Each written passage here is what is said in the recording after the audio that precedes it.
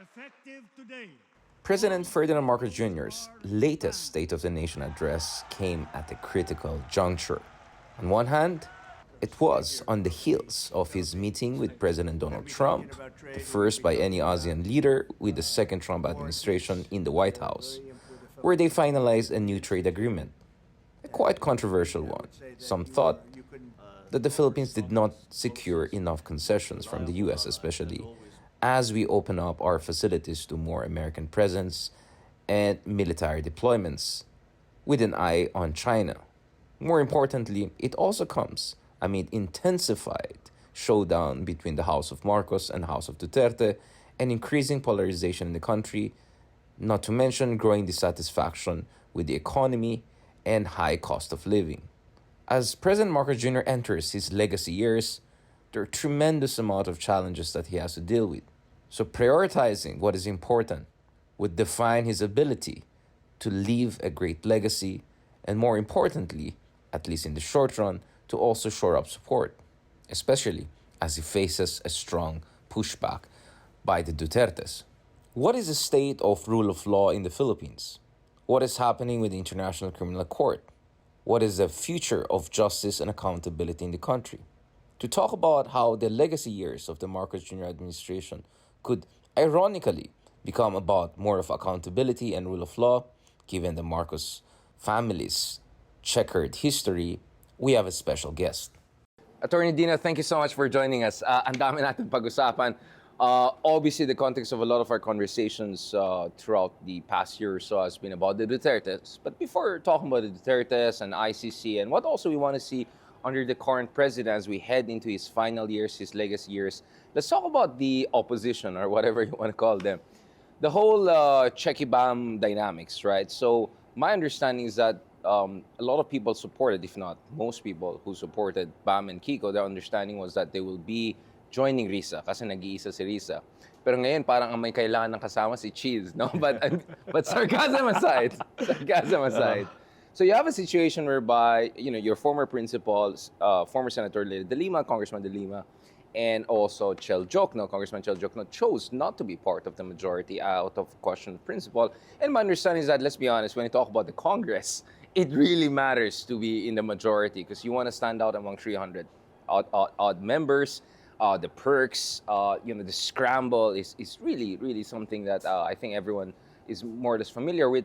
My understanding is that Senate is a different game. I mean, after all, we're talking about 24 republics. Even if you don't become the chairman of a certain committee, as a colleague, as a vice chairman, you still have a lot of influence. So in that context, and also in the context of Rizal Ontiveros, accomplishing a lot, Kiboloy, Pogo, Alice Go, as a minority leader, and if we were to believe a certain survey, being the most favored senator, then why is it necessary for Kiko and Bam to be part of the majority as our understanding is as of this moment? Well, ako lagi I join you in making sure that all our public office officials, especially yung mga binoto natin na we were counting on to be in the opposition, to always make sure that they're on their toes. So I think that's a healthy discussion to ask whether they're making the right decision in joining the majority. No? Having said that, I don't think Kiko and Bam necessarily abandoned Risa Hontiveros. At least that's my take, no? Because the difference between the big difference when it comes to the Senate would be you will be in the minority, but with whom? So in this What's the particular case, alternative? what is the alternative? Yeah. In this particular case, like for Risa Hontiveros in the previous Congress, they all chose to be in the majority. Eh. So talagang sa kanila ni Kiko Pimentel ang minority. From my understanding right now, there's a big challenger in the Senate, which is, of course, Tito Soto.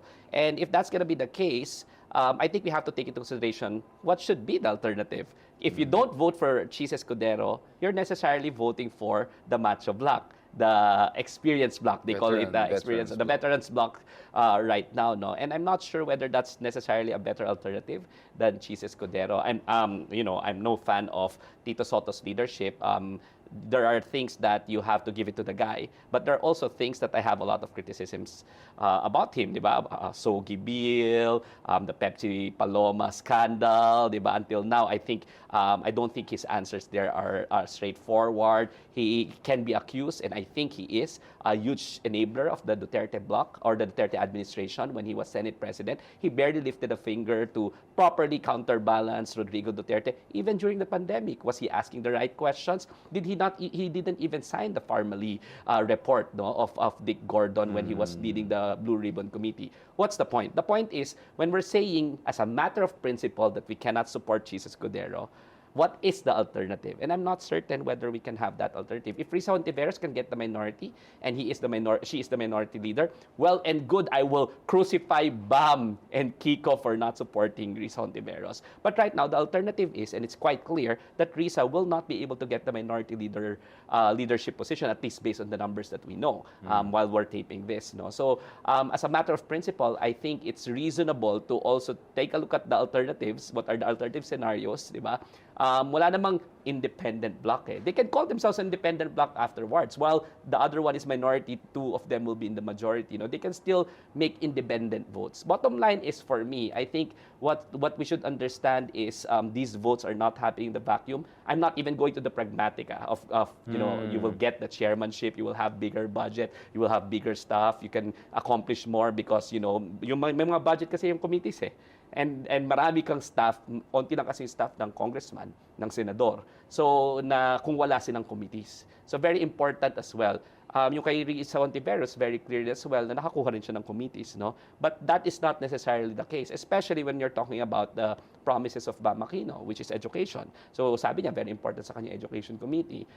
Yung promise ni Kiko Pangilinan, yung sa agriculture. Yeah. But sa akin, I think based on the track record of these senators, regardless if they were promised a committee or not, I think when it comes to making sure that they will be part of the genuine opposition, when we're talking about issues that matter like impeachment, when we're talking about accountability, when we're talking about progressive bills, I think they will vote on the right track. So I am not yet completely sold that they really abandoned Risa Hontiveros and the cause.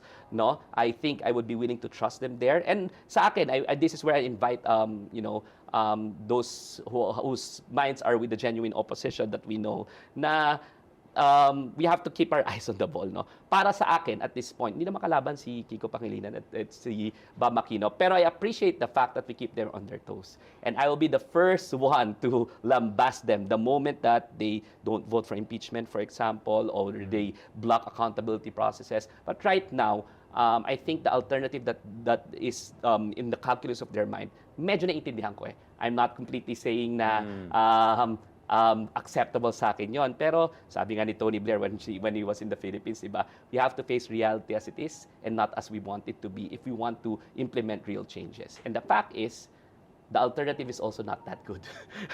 Yun lang yung principle-wise sa akin on why I understand somewhat the choices that they've made.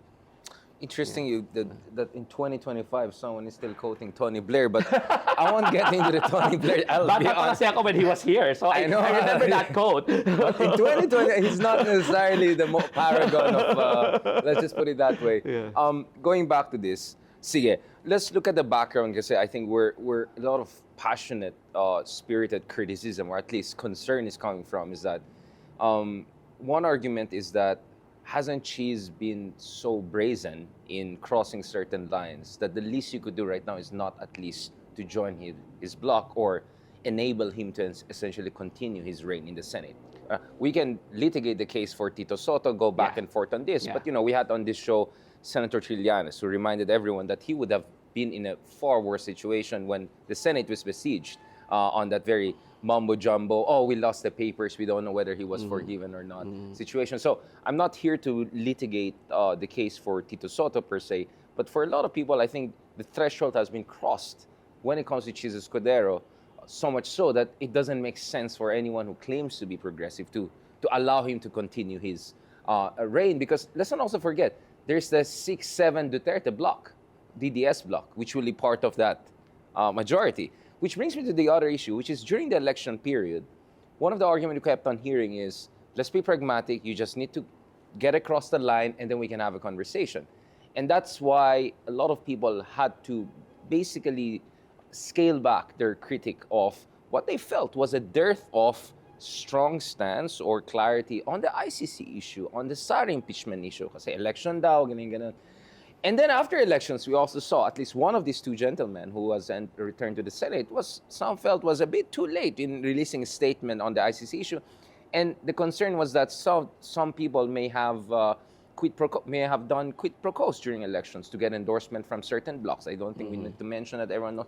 So I think that's the background, that cheese has crossed certain lines, that certain quid pro quo may have been in the works because of the election alignments and support, and that may explain perhaps why some did so well in the elections. And even after the elections were over, there was some wishy-washiness. At least there's a perception of wishy-washiness on issues that should have been cleared. So when you put all of those things together, I hope why people understand why there's that sense that, I won't say betrayal, that would be a bit too much, but a sense of profound anxiety.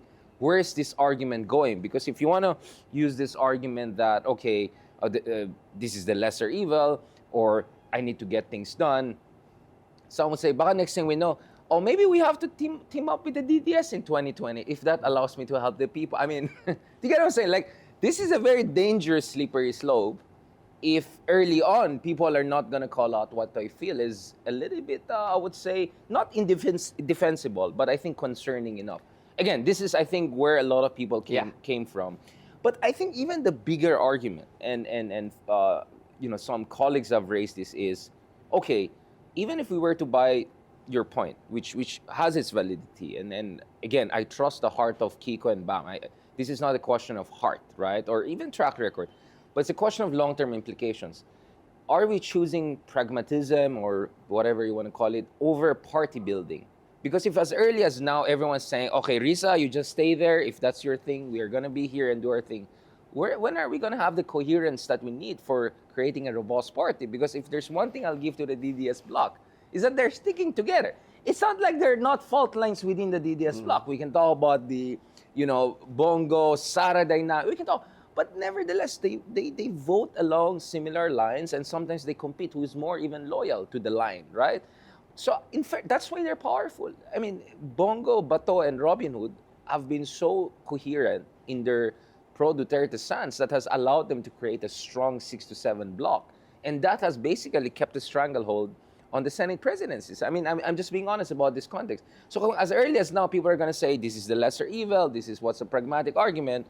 Where's going to be the long-term party building and coherence that is needed to counter the other side? That's also, I think, even the stronger argument from the critics. Yeah. Well, as I've mentioned, the anxiety is justified, and we have to keep them on their toes.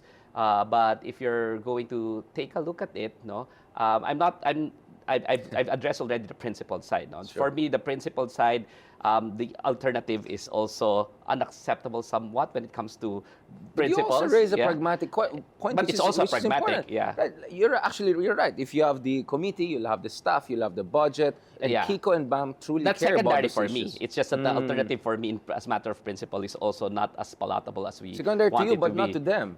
If you look at Kiko and Bam, they keep on saying, we have an education crisis, we have an agricultural crisis. So that's where, for them, it's actually a pragmatic issue that is principle. Yeah, that's why we have to keep them on their toes. But going back to party building, diba? I remember when we were discussing this with some like-minded, kindred-hearted people na should we actually even cooperate with the Marcoses now that the Dutertes are there, diba? And a lot of people, you're crossing the line. The Marcoses are unacceptable. They've squandered $2 to $20 billion, 10 to $20 billion. They've killed so many people.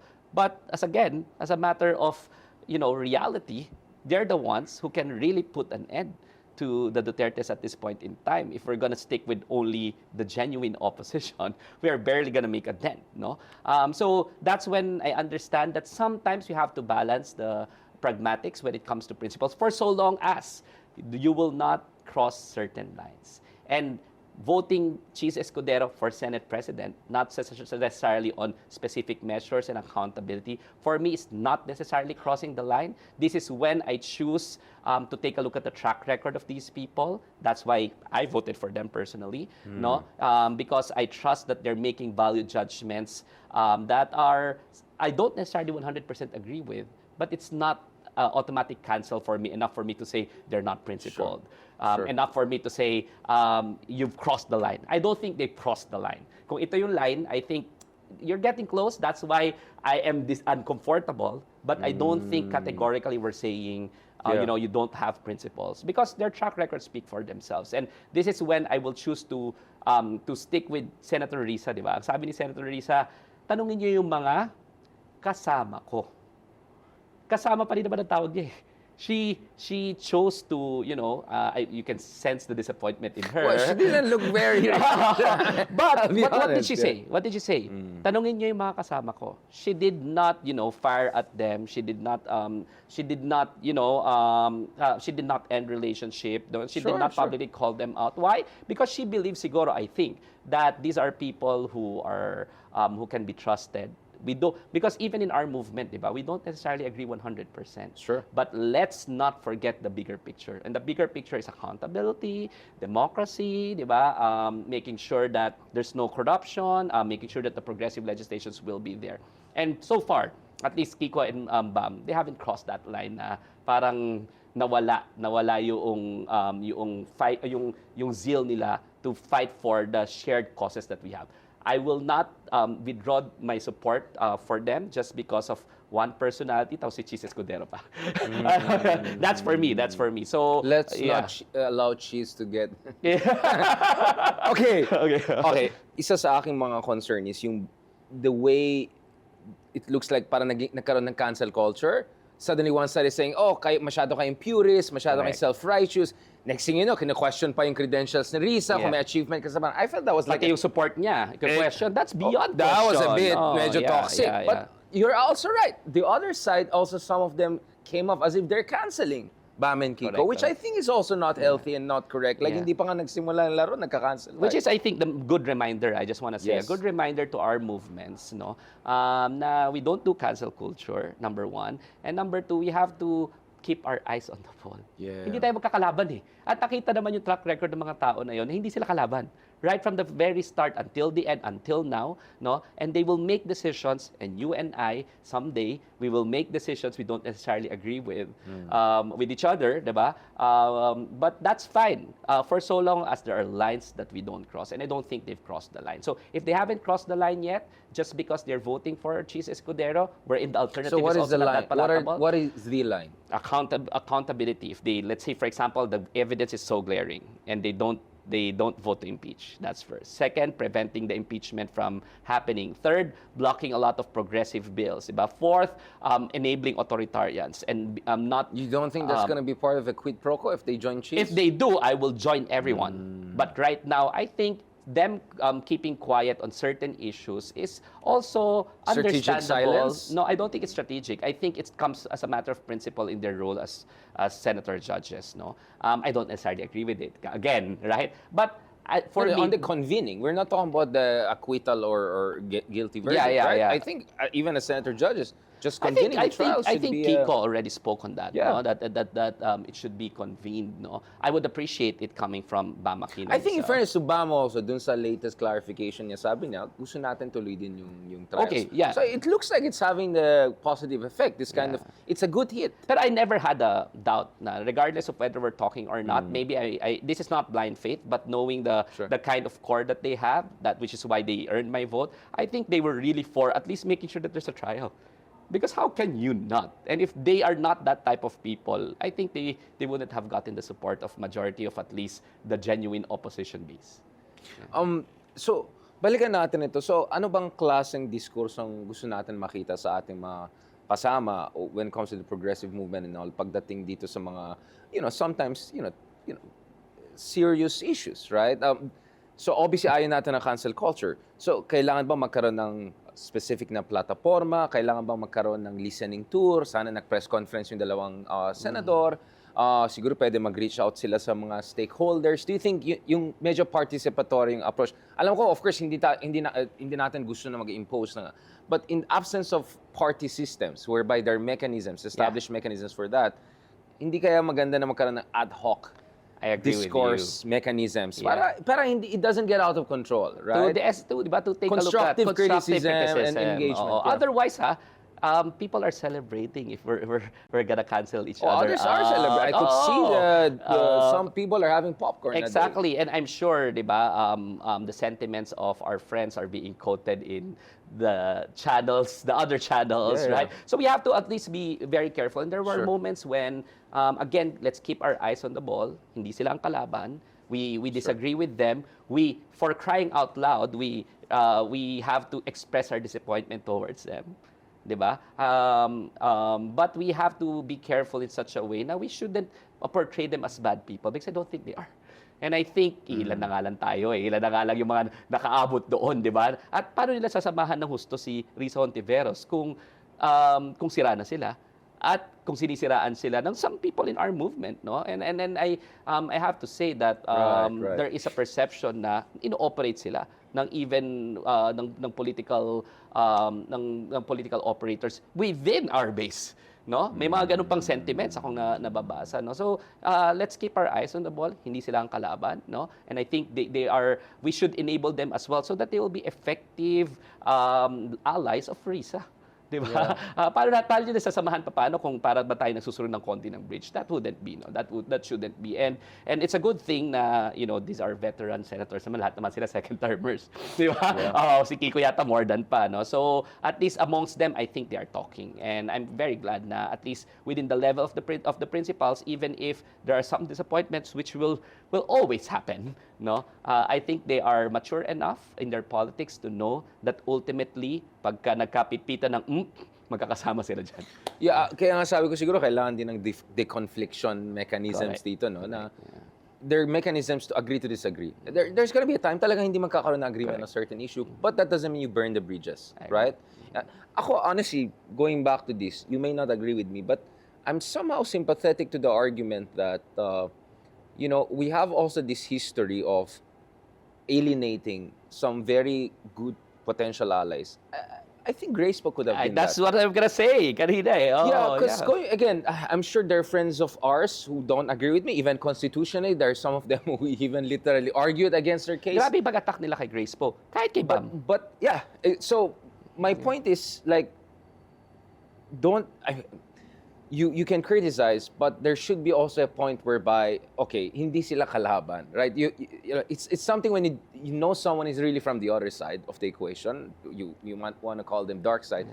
And my fear is we might, if we don't establish those mechanisms of civic discourse and disagreement, I would say, what happened with Grace and the divisions we saw after 2016, which only helped Duterte's, will fester in the coming years, and we might even get a worse outcome in 2020. I mean, again, Senator Baum can speak for himself, but him running as an independent, insisting as an independent, for me, at least my interpretation is that not naman certain bridges were burned, but I think he also felt a certain level of alienation from certain quarters, right?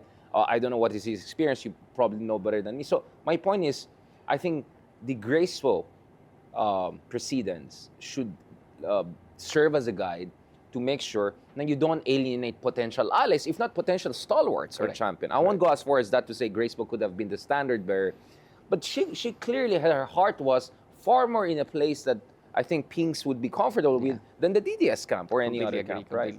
Completely agree. So, yung de-escalation, yung reminding ourselves na down the line, these are people who can stand with you, right? I think we should not forget that. So medyo ingat tayo dun sa parang condemning a person just because we disagree and then canceling them out, no? So I'm a little bit alarmed that ang dami na nga natin pinagsamahan together, no? Grabe na yung pinagdaanan natin na malawakang patayan sila ni Rodrigo Duterte, but these people continued to show up with us, no? Always, no? And campaign for us, almost offer their lives. Kasi hindi naman madali yung ginagawa nila, tumakbo with us, even if they were so unpopular. They lost in 2019, di ba?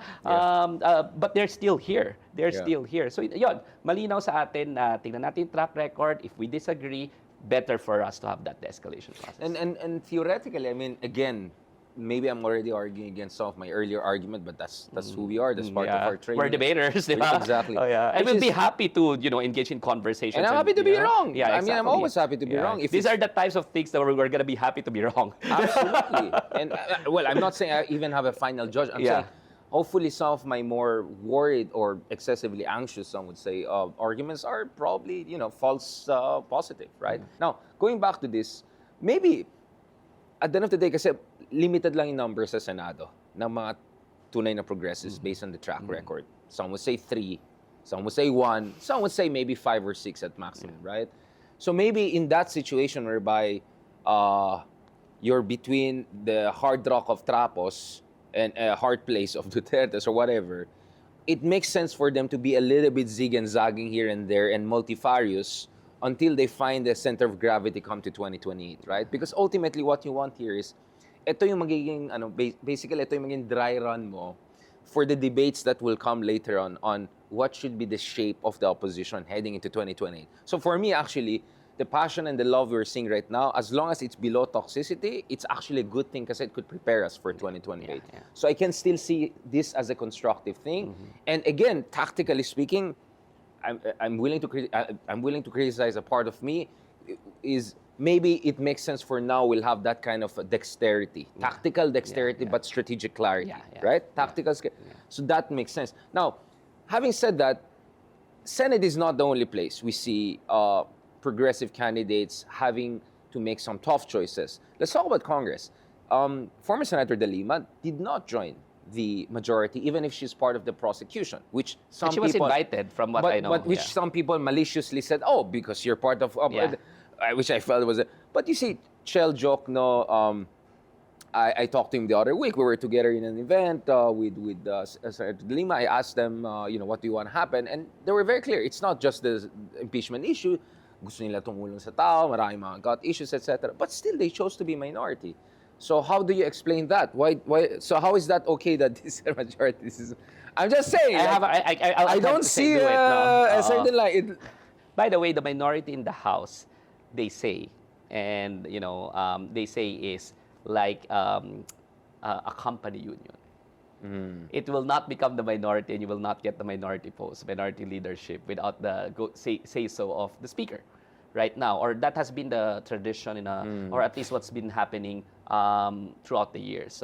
So yung iba, kaya I think the conversation pa nga nung real progressives natin, champion ng progressives, sila Senator Congresswoman-elect Laila de Lima, sila Chel, is wag na rin kaya tayo sumama sa minority, no? So from what I know in the House, no, the minority there as well is a little bit, with the imprimatur of the speaker. I think that's what's being articulated ng mga dating member ng House na nakausap mo na hindi na kaya articulate. Ako sabihin ko na, they are company union. No? They can only become a minority with the go signal you cannot of do the that speaker. in the Senate? Be a company independent Usually union? kasi talagang may girian eh. May girian. Pero yung kala Coco Pimentel, I think, and kay Risa Ontiveros, they were allowed to be the minority kasi overwhelming yung numbers ng kabila eh. So, what the Senate President then could have done is to just maglaban na lang siya ng minority. Parang hawak rin nila minority leadership. Di ba? Pero so I what think you're they were saying is allowed. that structurally in the Senate, dahil mas contested yung field, mas clear yung division of Correct. labor and perks. Yeah. While in the Congress, pretty clear. It's an institutionalized leadership. Speaker Martin Romualdez has been a very solid leader. So there, kumbaga, there's some sort of ordered situation, right? So in that situation, being a minority is not the end of the story. Yeah, so sa kanila, I think sila Congresswoman-elect Laila de Lima, sila Congressman Chel Jokno, all the minority bloc there, they call themselves minority, pero they're positioning themselves as the independent bloc. Do you get what I'm saying, right? No? So hindi siya yung gano'n na parang majority, minority. It's still all with the go Philippine signal. politics. Di ba? Nakakatawa. Ang tawag ko diyang company union. Yung company nagtayo ng union. I mean, there's even worse like loyal opposition, but I don't want to go there. No, but my point is, I understand this is Philippine politics. This is not Europe where there's clear, the party ideological differences. Again, the worry is hindi na natin maabutan yung level, right? If we keep on basically just trying to swim through the status quo, right? But again, thank you so much. So Dela, going back to the House, gusto ko lang Sige, sige. sabihin na sa akin, yung pag-join nila Chel, nila Congresswoman-elect Laila in minority, sa akin, it may be a no-brainer, pero hindi yun sa akin automatic na, nag-minority siya, principled siya. Not in the House. Ako, I would bank on them because of their character, Yeah, because PDP Laban is opposition. Diba? Did you get what I'm saying, Yeah, right? Even sure. in the last Congress, hindi automatic na pag minority ka principled ka. They are principled because they are Chel, they are Laila, and we know these people. They've been with the genuine opposition, and they just joined the minority right now. But I can see that in a lot of instances, the whole minority bloc will serve as an imprimatur, but they will separate themselves from the minority further by voting against certain measures because they're an independent bloc, which is part still of the minority. No? So medyo mas may ano yun, mas may konting nuance doon sa House, I think. Yeah, I completely agree with the nuance one, and you're right that those alignments are not the definitive indicator of where you stand on issues and all. Now, having said that, obviously hindi lang legislators na mga progressive ang nakapasok. Easily the most prominent one is Mayor Leni Robredo, right? And I think so far she has been doing absolutely great, right? I mean, like first 24 hours pa lang, all of the executive orders she's signing on regularization of yung mga workers sa City Hall, on no confidential funds, on, she keeps on ticking the boxes and all. She seems to be on a roll. Having said that, obviously, the expectation level is very high. And obviously, because she is Leni Robredo, there's going to be a lot of scrutiny. There's going to be a lot of, so much so that when I even just praised what she did, immediately there was a backlash from a certain side, right? Like you could see na people are sensitive about Leni being highlighted because she's seen as a threat, right? In the same way that many people see her as the savior, right? So you are someone who has connections to Bicol, although we're both Ilocanos, but you have connections to Bicol. What is your understanding of like Leni coming in so far? How is she adjusting to the job? How seamless it has been? And then what are the real challenges down the road when it comes to a booming city like Naga? Well, sobrang seamless, I think, because Nagaeños really are receptive of her leadership. Sabi nga nila na parang, kahit yung incumbent kakalabanin niya, biglang, hindi nila sila ni Robredo yan. So I think seamless, no? Right. I was just in Bicol, in Naga, particularly, because when Leni Robredo became mayor, sabi ko, I think we want to transfer to Naga. That's because I'm sure that the governance will be way better. But when I went there last weekend, and I have to say this, sabi ko, gusto kong i-message si VP Leni Robredo, pero I don't know if she reads my messages kasi hindi naman sincere yung mga messages ko. No? Pero gusto ko siyang sulatan or at least ipaabot na grabe ang traffic sa Naga. Grabe. I think the infrastructure is not ready for the boom that it is experiencing right now. Which is what we see here in Baguio and other cities. So tinignan ko kaagad yung mga priorities niya nung time na yon, at least last weekend. Parang hindi priority infrastructure and yung traffic. And then I'm mistaken. 2 days after, ewan ko, narinig niya ako. Nasa utak ko pa lang yun. Tada, the urban planning is gonna be there. Urban planners coming from Metro Manila will be going to Naga daw and will try to take a look at it. I think, honestly, if there's anyone who can fix the infrastructure in Naga, and it badly needs fixing, I think. Grabe yung baha doon, di ba? Grabe everything. It would be VP Leni Robredo because isang tawag niya lang kahit na sinong secretary, haharapin siya. Why? Because regardless of political affiliations or political stances, hindi nakipag-away si Leni Robredo sa kanila. Diba? So yung that level of respect, I'm not sure whether that is a strength or a weakness. Diba? Kasi before, I think some people are saying, dapat VP Leni should have been more vocal. Diba? Directly head-on. Pero right now, she's reaping the benefit of her restraint.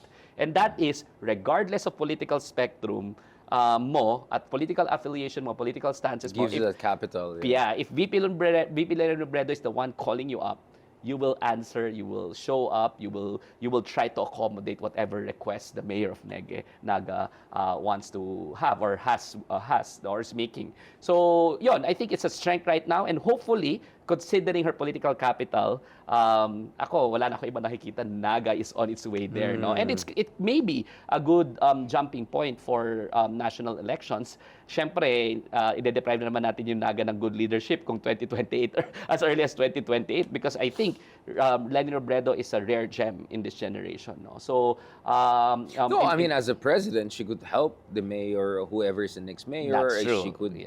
She could rear the next generation. I mean, Yeah. if you look at the team Naga she ran, I mean, these are very capable people. So some people are saying she's out. She's out of, hindi na dapat si Leni Robredo sa This is 2028. anything can happen. Yeah, sa akin, anything can happen. And she's definitely, the way she's showing, the way her performance is happening right now, I think she's definitely cannot be counted out of the 2028 elections. And again, this may seem like I'm making contradictory arguments, but I'm willing to see any good person considering the presidency, Yeah. right? Speaking of Leni Robredo, I think she is already, although first term niya lang yan, parang nandun na siya sa position ni Vico sa third term niya. Alam mo bakit? Kasi si Vico, yung first 2 terms na nililinis lang niya yung sistema eh. Ito, yung good governance, semi-entrenched na. Now, this is not to say the previous admin in Naga was absolutely great, Yeah. but kung titingnan mo yung Team Naga, look at the congressman, the councilors, the vice mayor, like, I think there's a constellation of very capable people in the same way that Vico is rearing for the next generation once he steps out kasi magti-3 terms na siya by 2028. So, in that sense, again, I don't think necessarily the argument will be, oh, she's doing an ISCO. Because ISCO, again, was starting from scratch. Yeah. And I think a little bit too early. Or at least this is going to be the argument of people who later on will say Leni pa rin, right? Leni pa rin. So some would say Riza na, some would say Leni pa rin, right? And then other would say maybe it's time for someone else. It is a good conversation, ah. No, I think there should be a having more conversation. choices is always good, Correct. right? It's always These good. are two admirable women na mahirap talaga, grabe yung leadership nila. So I think that conversation Swerte is ang something. Pilipinas. Swerte ang Pilipinas kung isa sa kanila man ang maabot, manalo, no? Pero we have to have that conversation, but the conversation again, hindi tayo magkakalaban. 'Di ba? Kung sino man ang natin, sino man panigan natin, we have to lessen the toxicity in that conversation because the last thing that we want is sunog naman yung bridges, there will be wounds that cannot be that cannot be healed, no? Some people are too wounded because of those conversations that we're having. So important the healthy conversation. I'm sure emotions will be high for crying out loud. We're talking about the presidency, but let's be careful in having that conversation. But that conversation is something that we should have, and I'm glad that conversation is happening. Now, speaking of presidency, let's talk about the current president, right? So this episode should come out hours after his fourth State of the Nation address. So we're entering into the legacy years of President BBM. Obviously, the president is finding himself in kind of a tough spot kasi basically burned bridges na. With the Duterte side, Mindanao numbers are just horrible. Like, he's nowhere close to having the kind of support that a lot of previous presidents used to have. His numbers is not Arroyo level, but clearly far away from the kind of net approval ratings that President Aquino or even President Duterte were enjoying back in the day. Having said that, we know that there's still a potential for the president to do 2 things, right? First is to expand his base of support. And number 2, to show competence, technocratic competence, to also win over a lot of people who may have, lost faith in the government because of, rising cost of living, basically got issues. Ikaw, aside from the SONA, what do you want to see in the legacy years of President BBM? How can he be the most effective version of himself? He couldn't control the first 3 years.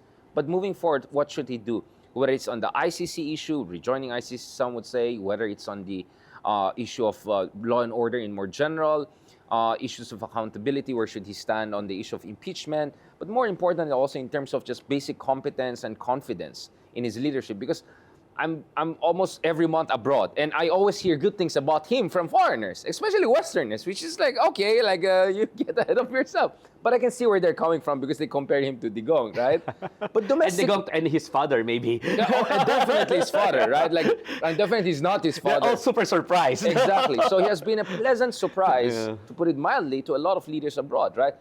But domestically, I hear a lot of skepticism, even from non-DDS crowds, and given na yung mga progressive crowds who have issues with the Marcos legacy.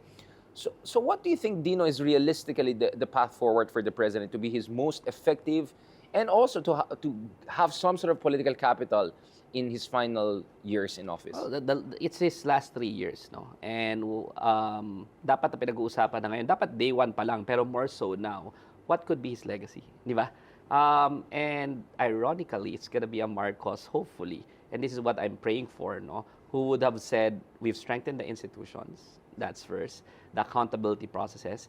And most importantly, I think this is his greatest, it's going to be his greatest legacy, if ever. He's the president that ended the Duterte, the Duterte impunity and made sure that they will not come back again. No? Because kung nagkulang sila ng diin, and you know, I've delivered a lot of talks recently about this, no? If the impeachment will not happen, we may have to prepare for a Sara Duterte presidency. We may have to prepare for a Sara Duterte presidency. And I don't know if our country is strong enough to withstand another Duterte who, in my opinion, this Duterte is even worse. No? So if that's going to be the case, I think posterity should remember BBM if he's successful, kung diinan niya talaga na maayos yung mga Duterte na he was the one who said enough is enough. And he was the one, his administration was the one who made sure that such kind of impunity will never happen again. Ironically, di ba? Otherwise, I think they will be in a lot of trouble more than anyone, no? So it's gonna be, you know, the Sara Duterte, the Dutertes, the Davao Mafia, they're vindictive, no? And they will make sure that the Marcoses will pay for what they've done, no? I mean, there's alleged hit list already. Correct. Actually, no? And let's not have the illusion, and the Marcoses hopefully should not have the illusion that they can still mend ties. Pinakulong niyo yung tatay, pinahiya sila at lahat. Grabe yung mga pride ng mga yan, no? Grabe yung mga ego na krinos ninyo. And Duterte may perish. Correct. May perish. So, ganito mangyari. God forbid, Hindi may impeach si Sara. Kung hindi may impeach si Sara, we're gonna be in trouble because Duterte might die in prison, and there's going to be necropolitics there. And if she is not held into account, marami pa rin matatakot na hindi talaga nila kaya papagsakin ang mga Duterte. Pilipinas, Duterte pa rin. Makikita talaga natin yon. And patay. No? So I hope that the greatest legacy of the Marcoses, it's also good for their personal interests, because from what I've heard, no, the Dutertes will even dare target the third generation Marcoses, the fourth generation, di ba? It's gonna be the next generation. Sila Sandro will be in that hit list because Sandro was the first one who signed the impeachment. And from what I've heard from my sources there in the Duterte block, galit na galit talaga sila kay Sandro, Marcoses, BBM, and of course kay Martin Romualdez, no? So for their own benefit too, I think kailangan diinan nila yung mga Duterte. Otherwise, no, let's prepare for potentially the comeback of the Duterte. So that's going to be the greatest legacy. And I think the Filipino people and posterity, generations and generations to come, will thank the Marcos, Bongbong Marcos, if he will make sure that that's not going to happen. Or we can be pragmatic and join the DDS ticket support. That's the line that I'm talking about. That's the line that I'm talking about. We have to be pragmatic. We have to get things done. Such good people. Thank you so much, Atty. Dino de Leon. Always a pleasure, Richard. Always a pleasure on that back and forth, interesting back and forth. Catch us again next week here on One News. You can also check out the long conversation on Spotify and YouTube. I'm Richard Haydarian, and that was The View from Manila. We're One News, all sides, all the time.